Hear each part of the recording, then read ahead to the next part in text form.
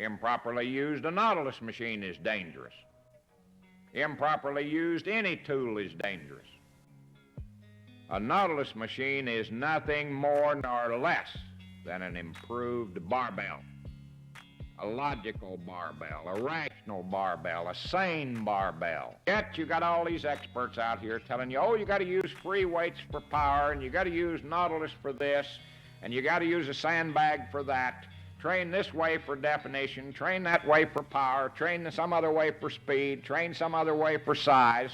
BS, crap, nonsense. If you are training in such a fashion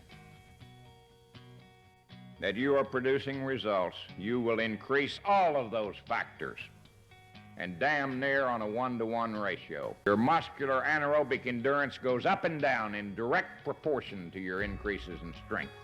Your static strength and your dynamic strength go up and down in direct proportion to one another, and anybody who believes otherwise is too dumb to talk to.